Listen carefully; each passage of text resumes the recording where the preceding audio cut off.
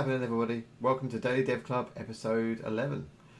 Today we're going to hop back on our Unity game, Battle Shapes, and we're going to add some scoring. So when you actually shoot the enemies, you get a score, and then that's shown with our first UI element on the screen. And then we're going to move on to making sure that once the enemies are destroyed, new ones come in, so we can keep that game going. So without further ado, let's get into the code.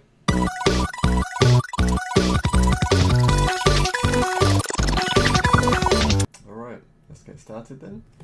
So we're back on Battle Shapes today. Remember where we left off last time. We have our player character, our controls and movements.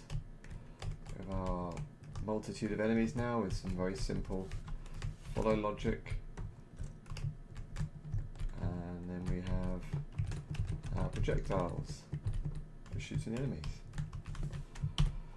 So first thing we do today is a tip I spotted online last week, I think it was, for performance. So in our enemy logic, we calculate a new position for the enemy and set that. Then we use that to calculate the rotation angle and set that. Obviously, as we have lots of enemies, we have lots more than 10 on the screen. That's a lot of calculations, each frame, each enemy, and then we're doing two lots here. So. The tip was to sort of set the position and the rotation at the same time, which sort of helps performance a lot and sort of stops the underlying engine stuff that Unity has to then do to update these things. So obviously we still have to recalculate them both, but by setting them in one go we should aid performance a little bit, as we're sort of helping Unity out to just give it both the new vector and the new quaternion for position and rotation at the same time. So the way we need to do that now is obviously we're going to need to create a new vector called updated position, and we'll set that to the current position and the additions we need to make there. So that's calculated the same way, but we're not setting that on the position straight away on the transform, we're just storing it in this variable, and then we're going to use that variable for our rotation angle calculation in there. And then when it comes down to here, to set the, instead of doing transform position equals and transform rotation equals, we're going to use transform set position and rotation. And that takes, you guessed it, a vector 3 for the updated position, and a quaternion for the updated rotation. So we can pop that in there. So like I said, we're still doing the same calculations, but at least now we're only sort of telling the engine that we want to actually update that transform once, not here's a new position, then we use that to recalculate a rotation, and then we're telling it to do something else. We're just giving it one instruction basically. So it might only make a very small amount of difference, but obviously, like I say, multiplied across a whole bunch of different enemies rattling around the screen, it should hopefully help performance. So let's just test that, make sure that's still working how we want it to. Their movement's working, their rotation's working. So cool. At least now, if we wanted to go a bit crazy,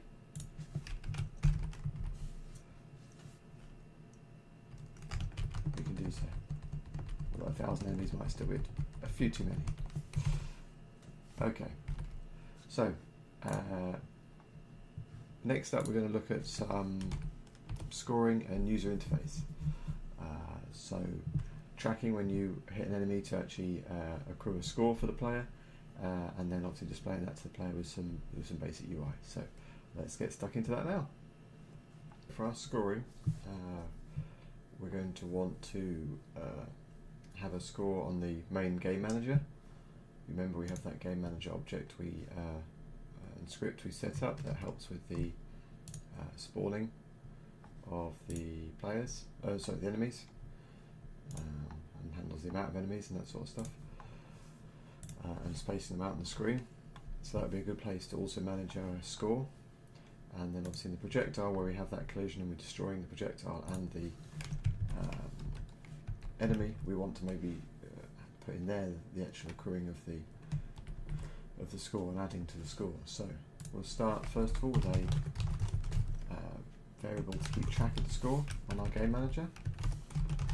Every time the game manager started, we'll initialize that to 0, and then at the minute, so we're not adding a UI right away, we'll just print that out to the console so we can make sure that's working. So right now, obviously we're not doing anything to actually add to that score, we just have the score on our game manager. You see that's been logged out.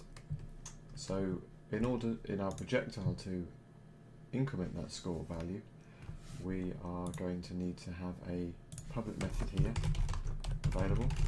We'll call it increment score. We'll take some points in and basically just add the amount of points specified to the score. But we're going to need a reference to the game manager to be able to call that from our projectile. So you can use GameObject.find, and we could do that. Our game object is called game, and there we could do get component, and the actual component is game manager, and then we can just do increment score, and we'll say 10 points. So we could do that on every collision. Let's see how that works. So we see our score is still 0, and then we see it's 10, 20, and so on. But obviously, especially as our game gets bigger and our hierarchy of objects gets much sort of larger, traversing through that to find an object is not going to be particularly performant, and certainly doing it every time we have a collision isn't a good idea. So another way we can do that is actually to cache this. So we're only doing this lookup for the game object and then the component once. So let's do that in a variable basically. So we'll put it in a private variable. We'll have up here, we'll define our private variable, so it's going to be a game manager, and we'll look at it once when the projectile object is created. So it's going to do that lookup once, and then it's incrementing down here. So that'll make things slightly more performant. And it still works. But obviously projectiles are created and destroyed sort of as we need them, and potentially there's quite a lot of them. So we would still be doing that lookup quite a lot. So the other way we can do it is with a find by tag, which is going to be slightly more performant still. And so we can define our tags in project settings, tags and layers.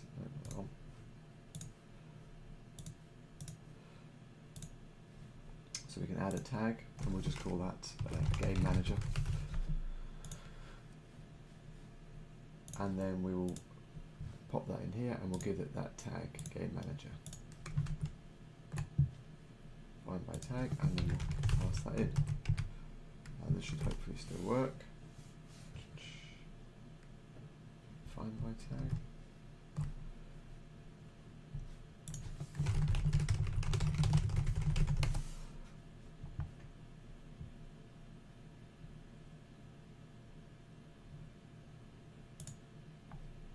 Find with tag. Okay, find with tag. So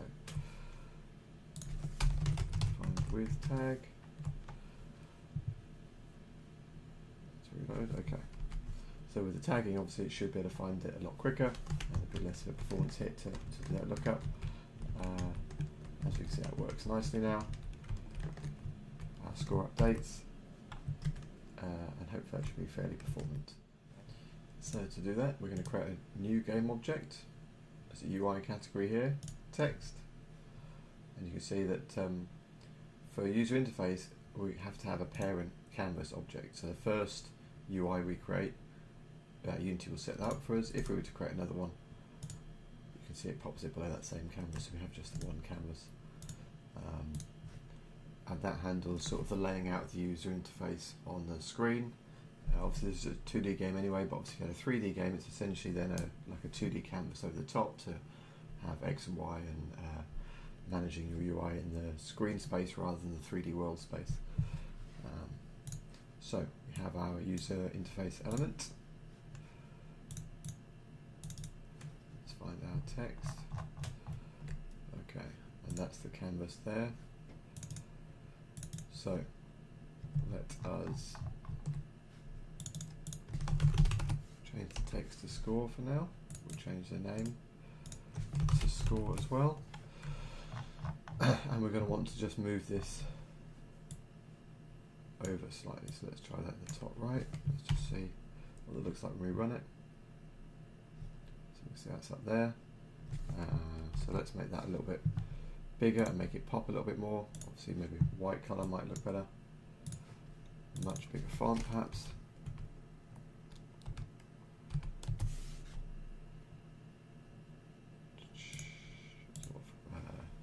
Fonts, you can add additional fonts as assets. We'll just stick with that one for now.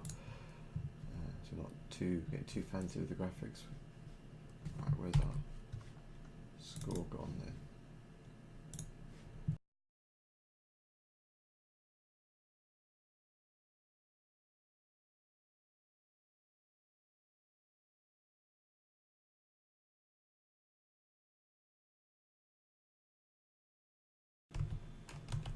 Seems like it doesn't like a font size above a certain size. So let's set that to there.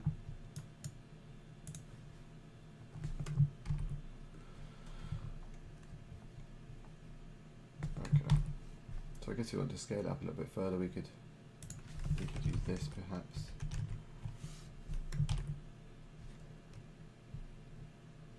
That makes that a little bit bigger. It might be a font restriction perhaps, maybe if we did use a different font. But 26 seems to be the, 27 seems to be the maximum font size, so there you go, okay.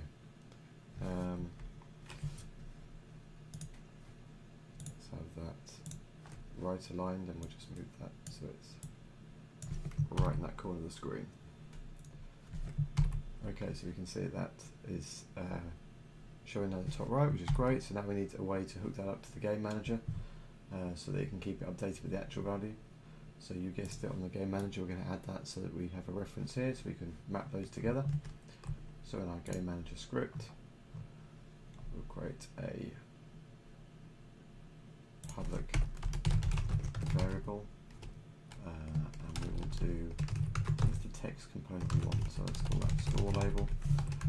Let's try that. To recompile. Not text. Let's just check.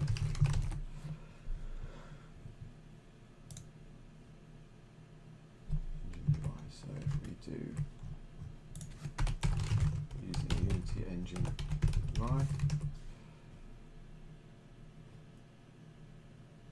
Okay, there we go. So that's now expecting our text, and if we drag our score label across to that, it will fill in with our text components. So the cool thing is obviously you can have game objects for prefabs, for game objects in the hierarchy, but you can also define it directly as the component, and then that stops you having to do the get component on the game object. Dragging the game object across, it'll be clever enough to recognize the type and map the actual component across. So you don't really, we're not fussed on the actual overall game object because we're not going to be updating the transform or the rotation. We just want to get to the text, and that's it. So that's good. So with that mapped, we now have a direct reference to our user interface from the game manager, which is good. And so instead of updating the showing the score in the log, or we can leave that in there for a minute, but every time the score is updated, we can use our reference to our score label, and we can set the text.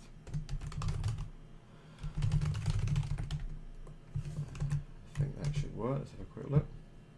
Not text. Let's have a look at the docs. Lowercase t.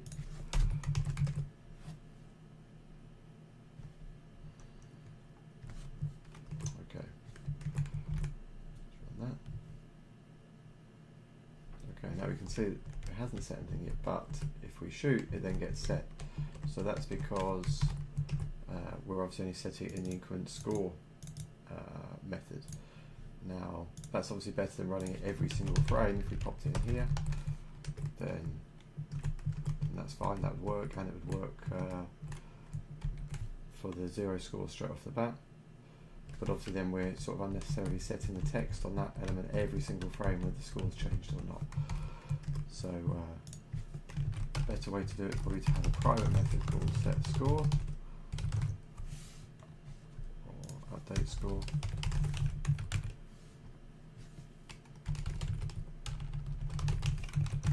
And we will say this sets the score variable, and it then makes sure to update the text of the UI. Our increment score now will call out to update score with the existing score plus our additional points. We can lose the logging and that in there now, and then obviously to start we can do the same thing. Let's start set score, update score. Yeah, let's call it set score. That'd be good. Makes more sense. So set score to 0. So that's the initialization, and this is the update. Then we have our logic for doing that in one place. If there became more elements to the score, combination indicators, multipliers, whatever, we can encapsulate that all into one place then. But we're doing the same thing both for initialization where it's 0, and then our scoring here. And so now we actually have more of a game element to this, to our little sort of prototype game now with an actual score. So what would be cool next is obviously to have a few more enemies, but not just picking 10 or 100 or 1,000 to start, but actually as we're destroying enemies to have some more new ones spawning. So let's look at that next. So we have our number of enemies element on the game manager that controls how many spawn to begin with. So it'd be good if we always made sure that there was that many enemies on screen even if they got destroyed.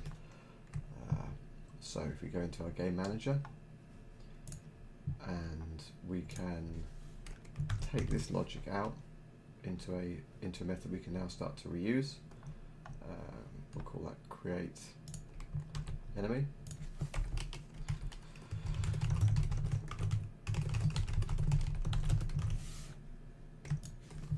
So we'll pop that there.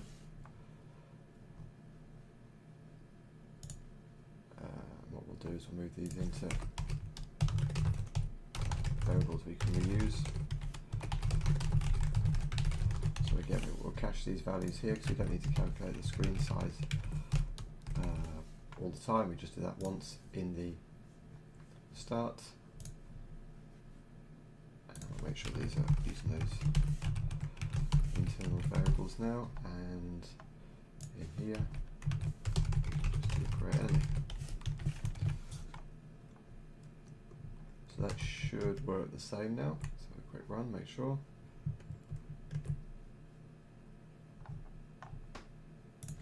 Updated there, okay. Just make sure that works how it did before we layer on top of that. Yep, so we've got our 10 enemies. Okay. So we can now create an enemy. So if we make this public rather than private, and on our projectile we already have the game manager reference, so actually down here, as well as incrementing the score, we can now do game manager.createEnemy. And as soon as it destroys one, we should be able to create another. Let's have a look and see how that works. There we go, see another one flying in. So actually that works pretty nicely. Obviously the logic we already had for creating enemies was looking at the screen space and sort of trying to randomise where they came in from. And obviously that works no matter how many enemies we've got. So by hooking up to that same method, both in the initialization for the scene, but also for the game manager, but also then calling that on a sort of one-to-one basis as we destroy an enemy to create a new one, then we sort of have this endless game now where we can have an endless sort of wave or swarm of enemies. We're racking up our score, and as you destroy them, you get more coming in. So you're not necessarily overwhelmed. We could update the amount of enemies to something more challenging, but we don't have to set it something ridiculous because we're going to have a whole bunch of enemies and we're going to have more that we create over time. That's probably a bit too much. Let's say 15, let's see how that looks.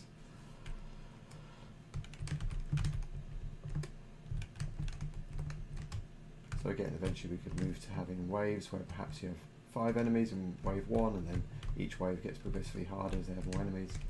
But some of the challenge isn't necessarily being overwhelmed in the first place, it's the sort of continual nature of taking out enemies and having more sort of spawn in.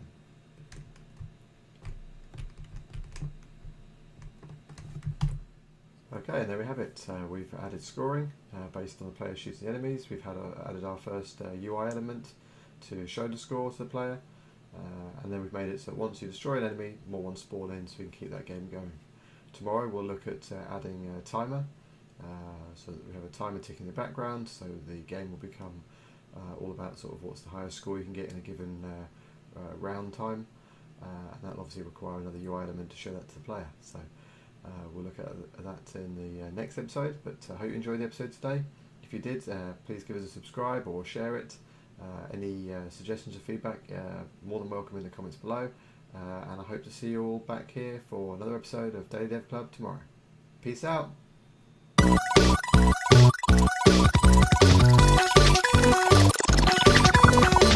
Hope you enjoyed that episode of Daily Dev Club. If you'd like to see another one, click this link right here. Suggestions and feedback are always welcome down below in the comments, please. And of course, if you want to know when the next episode drops, please smash that subscribe button.